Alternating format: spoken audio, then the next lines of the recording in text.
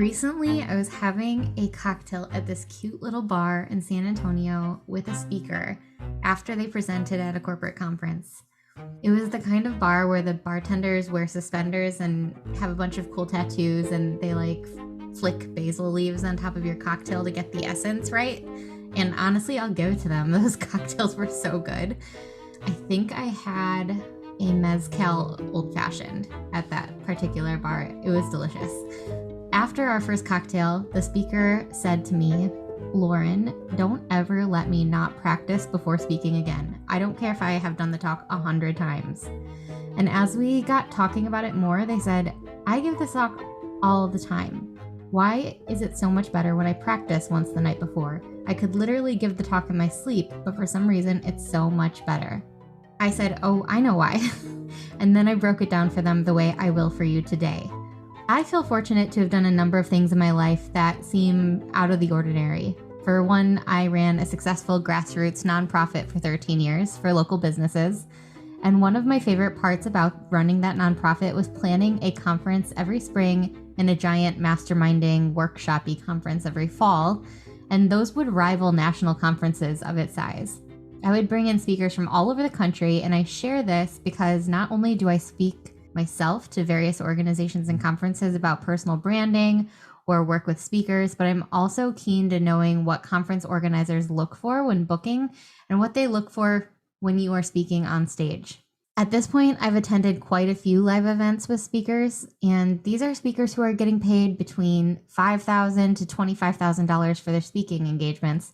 But regardless of how much they're getting paid to speak, whether they're making zero or whether they're making a ton of money, there are three things I believe that are the holy grail tips for every speaker that they need in the 24 hours before they speak.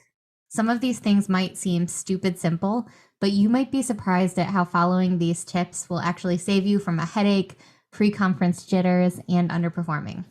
The first thing is a tech check. Be sure to run a tech check and double check that everything you might need for your presentation is going to run smoothly, it's available, and is working. So let me explain what I mean. What should you ask about during a tech check? The first thing you should do is ask about mics. Do you prefer a handheld mic, a clip-on mic? If there's a choice, make sure that you know your preference. If there isn't a choice, prepare yourself to work with whatever they tell you that they have. Clarify these details so that way you don't have any surprises the day of. For instance, if it's a lapel mic or a clip-on mic, you might need to change your outfit. If it's one that gets taped to your face and goes around your ear, you might need to adjust your hairstyle that day. It's just better to know what you're walking into. At the tech check, don't forget to ask about things like confidence monitors. A confidence monitor is kind of like a TV screen that faces you on stage so you can see your slides without looking behind you at the projector screen. Ask how you'll advance your slides.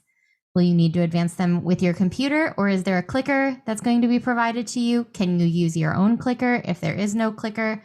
It's good to know these things ahead of time too.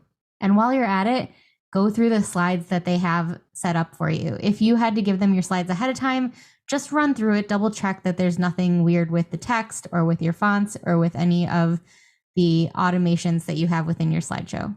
And then lastly, check out the room that you'll be presenting in at the event too. This way, any technical difficulties you might run into can be addressed beforehand. Okay, the second tip is hydrate, rest, and light activity. I am the first to admit that I have a hard time reaching for water. I could drink coffee all day until it's time to switch to red wine. But if there's one time it's absolutely crucial to drink water, it's the week of a speaking engagement. Give your body some love.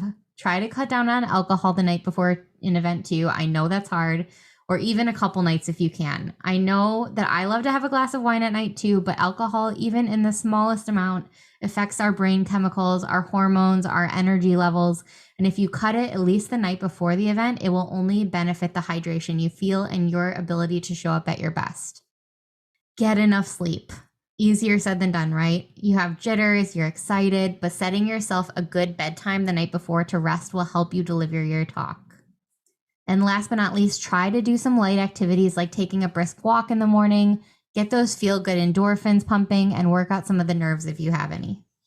Okay, number 3, and this is the big one. This is the one we talked about in the beginning. You're going to tell me this is the most obvious step, and then the next day You're going to wish you would have done it. So you're just going to have to do it, and I'll tell you why. But the third step is practicing, and practice out loud, even if you're alone, even if you know your content, even if you've done it 100 times, even if you've done it 1,000 times, even if you could do it in your sleep.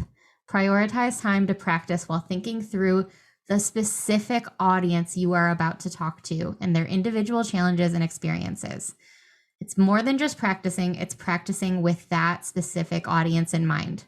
Have you ever tried to ad-lib or customize on the spot and you've stumbled your way through it, or wondered if you concisely or thoroughly made your point, or worse, wondered if you accidentally babbled while trying to customize it? This is going to help you dramatically with that. This will help you with customization instead of doing it in real time, which means more confidence, better connection, way more memorability of your stories, more conversion of the audience into real relationships, which turns into revenue, and a better ability to actually help your audience learn something from you. The reason why you ad-lib on the spot or you customize on the spot sometimes is because you truly want to help people. In the end, you are in this to help people, and this is a surefire way to be able to engage with them. Practice. Practice at least once. Just promise me you'll do it. Take care of yourself and be prepared. Taking care of your brain, your body, preparing yourself, it means that you are going to do great. You're going to feel so much better. And then maybe next time you and I can cheers to absolutely crushing it on the stage at a restaurant over a fancy cocktail. What do you think? Thank you for listening to this episode of the Real Personal Branding Podcast. If you liked this episode, I would love to hear from you. I love to know what stood out to you about these episodes so I can continue bringing you more content that you like. Come find me on Instagram, LinkedIn, shoot me a message. Let's have a conversation about it and be real friends. I really, really want to connect with you. And if you love learning about personal branding, please join me in my free Facebook group called Personal Branding and Social Media for Entrepreneurs. And in case you are interested, I didn't want this episode to go by without letting you know that this fall, Molly Gershom and I are hosting another accelerator for women entrepreneurs who are working on their business or big idea. I just want to be transparent with you. It is only $299. I'm going to just put the price right out there, but it gets you 6 weeks of community, a hub for conversation, access to Molly and I, weekly educational calls with national experts who are all women. We will be talking about sales, money mindset, finances, personal branding, social media, and more. I would just love for you to be part of this. We will drop the link in the show notes. I am so thankful that you tuned into the Real Personal Branding Podcast. Talk to you next time.